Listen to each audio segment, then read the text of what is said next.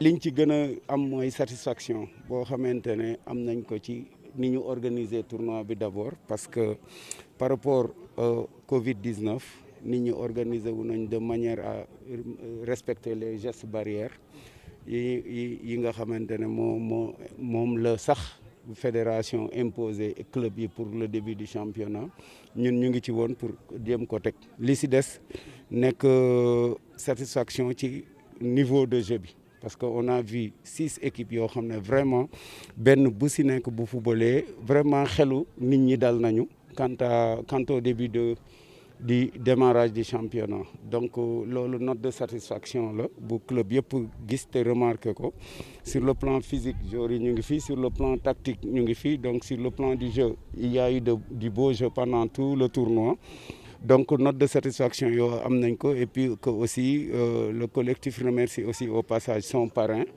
bi nga xamante ne il a accepté de parrainer le tournoi jox nañu coupe ba pare jox ñu xaalis Mamadou Sall Ngari moom mooy parrain bi donc moom it ñu ngi koy remercier au passage. fi mu nekk nii comme xamuñu calendrier kii bi championnat bi mënuñu ci wax mais collectif bi bëgg na def benn boo xam ne day concerner club yi nekk ligue kii de régional les clubs régionaux pour que ñoom tamit ñu waajal seen bopp préparer wu pour que aussi bu ñuy dugg ci championnat bi ñu am benn avance bu baax aussi incha allahu rabbi mais quant au kii bu ñuy dem ba ci trêve beeg yooyu lu ñu calendrier bi jox rek on essaiera d'agir en fonction mais aussi ñu ciy profité di remercier le public thiessois parce que bu dul woon ak geste barrière yi gis nañ ne moom kon fii day fees dell won nañu ne ñu waa Thiès yi namm nañu football bi donc ñu ngi leen di xaar ñun ñëpp ci virage yi quoi di ñaan yàlla Covid 19 bi jóge fi ba nit ñi mën a delluwaat ci stade yi parce que avec la reprise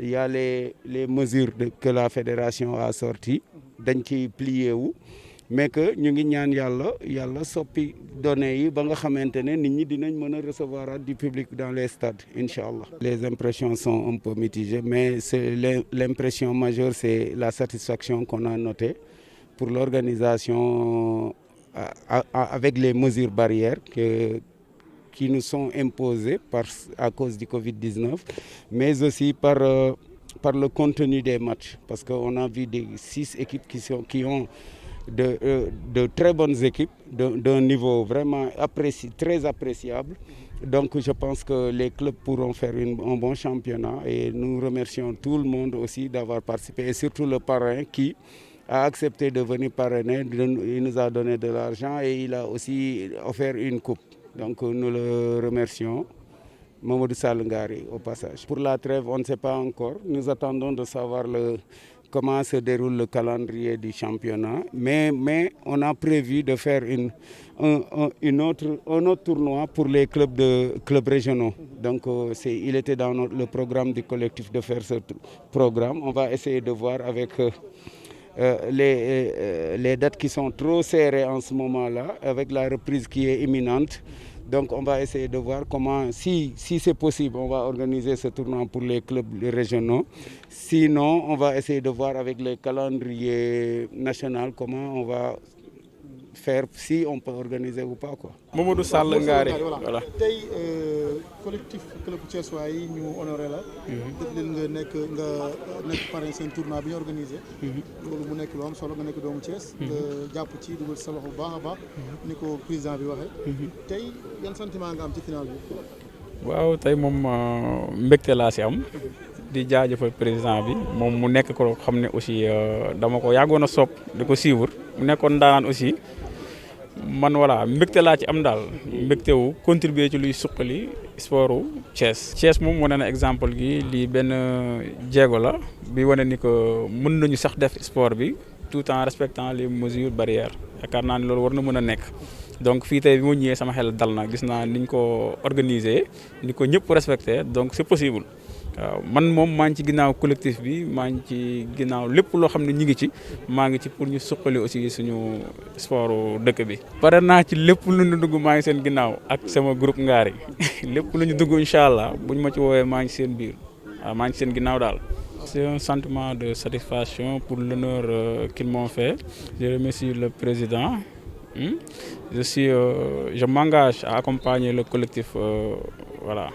pour le développement de le sport. C'est possible de faire le sport tout en respectant les mesures barrières. Une fois que voilà, une fois que je suis là, j'ai constaté que c'est possible parce que le collectif, l'organisation, l'équipe qui a organisé ces événements-là, j'ai vu qu'ils ont respecté toutes les mesures barrières. Moi, je m'engage à les accompagner pour toutes les activités, voilà, cet collectif. Coach du l'US Rail, Badara Ndiaye, félicitations et voilà, vous venez de remporter ce tournoi organisé par le collectif de club thiessois devant le CNEPS. 0 but partout, série tir au but, vous avez arrêté la victoire. Quelles sont vos impressions? Merci, vraiment je félicite tout le monde, je félicite l'adversaire et toutes les équipes qui ont participé au tournoi. Parce que c'était un tournoi du collectif qui permettait de mettre en jambe les joueurs. Donc ça a été bénéfique pour toutes les équipes. Certes, le résultat est important, mais on est une famille, donc on se prépare en conséquence pour le championnat. C'était un tournoi qui nous permettait d'évaluer nos footballeurs parce que nous avons un groupe, donc il fallait donner tout à chacun sa chance pour mieux les évaluer avant que la première journée se tienne. C'était un tournoi très relevé, donc on était confronté à divers systèmes de jeu, donc on s'est adapté.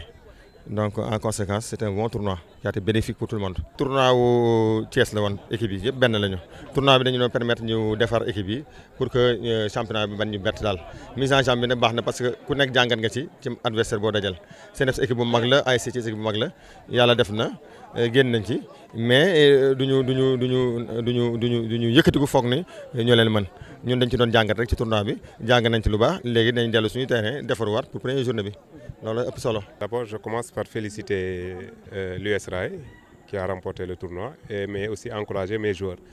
Donc ce match-là, on avait comme objectif de revoir les troupes.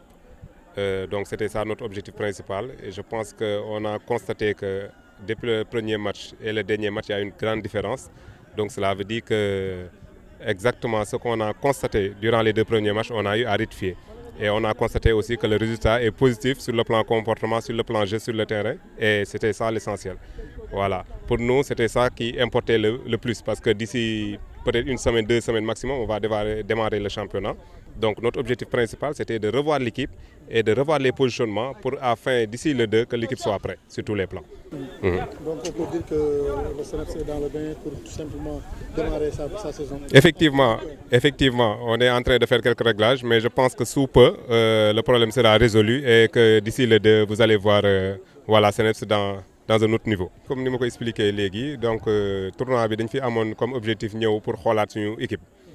Donc de féliciter Rail d'abord et d'encourager aussi suñu boy. Donc tournoi bi looloo ñu ci indi woon pour xoolaat équipe bi balaa ñuy entamer championnat bi. Donc suñu premier match bi ñuy jot a joué ak deuxième match bi ñuy jot a joué dañoo gisoon quelques défaillances sur le plan technique sur le plan tactique. Donc loolu aussi permettre nañ ñu liggéey yenn aspects yi ba nga xamante ni tey ba ñu dellusee gis nañ équipe bi ci beneen xar kanam. Donc loolu lañ doon wut ñun ci tournoi bi parce que je pense que li ñu dese bëreetul pour ñu démarrer championnat bi juste 1 semaine 2 semaines maximum. Donc li ñu jot a def tey je pense que ni suñu defaatee quelques réglages en principe d'ici le 2 l'équipe dina fekk équipe bi pare bu baax incha allah.